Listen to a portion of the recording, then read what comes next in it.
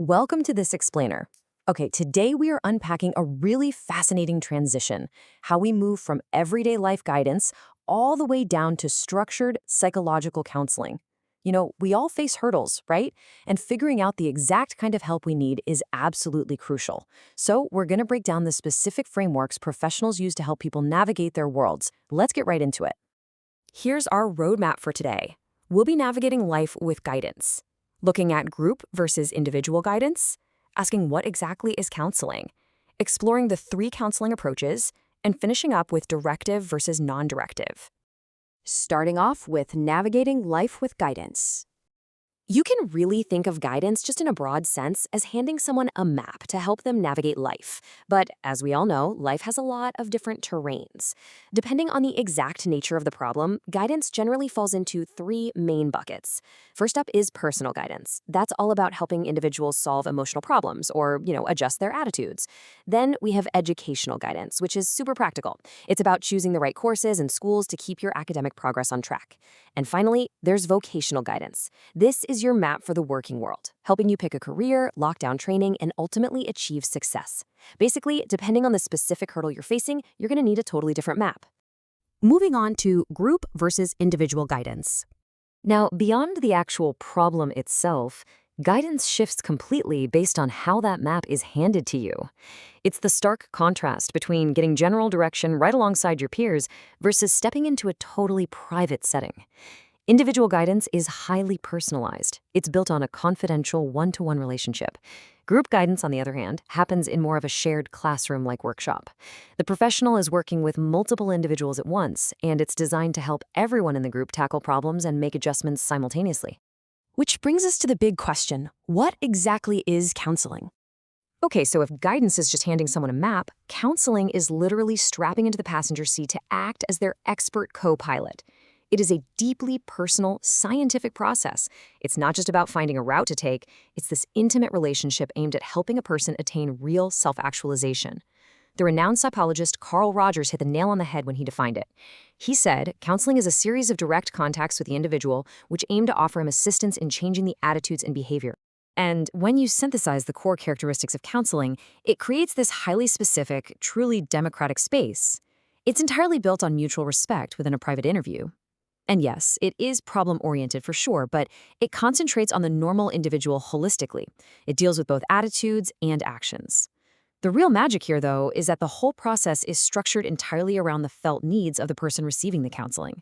The heavy emphasis is on self-direction, actually helping the person acquire true independence. So it's not about just superficially fixing a problem, it's about empowering the individual through a really balanced, holistic approach. Now let's look at the three counseling approaches. So now that we know what counseling fundamentally is, how do professionals actually operate when they're sitting in that co-pilot seat? Well, first up is directive counseling. This one is heavily associated with E.G. Williamson, and it's a highly counselor-centered process. The whole approach operates on the assumption that the client currently lacks the information and the experience to solve their own problems. Because of that, the counselor takes a very active role. They act as the director, literally guiding the client step by step on exactly how to resolve their conflicts. Then, on the complete opposite end of the spectrum, we have non-directive counseling, which was championed by Carl Rogers. This is an entirely client-centered process. In this setup, the person receiving the counseling is the absolute pivot of the entire operation. The counselor never tells the client what to do directly. No way. Instead, they just gently facilitate. They lead the client to a point of self-realization and self-help, so they can actually gain their own internal insight into the problem. And bridging the gap between those two major extremes is eclectic counseling. Rather than rigidly sticking to just one single style, it uses a combination. It is a highly adaptable, super flexible approach. It's neither exclusively counselor-centered nor client-centered. Instead, think of it as a tailored hybrid, one that's designed to perfectly suit the unique needs of the individual in that exact moment. Finally, let's compare directive versus non-directives. To truly wrap our heads around these frameworks, we really have to put the two main opposing approaches head to head. When you compare them in detail, you see a profound contrast. On one side, with directive counseling, the counselor is the central figure, suggesting final decisions and prioritizing the literal, intellectual solution of the problem through deep analysis. On the flip side, with non-directive counseling, the client is the central figure making those active choices. It puts all the emphasis on emotional synthesis, and the ultimate goal is the holistic independence of the client. Distilling all that down to its absolute core, we can see three fundamental differences.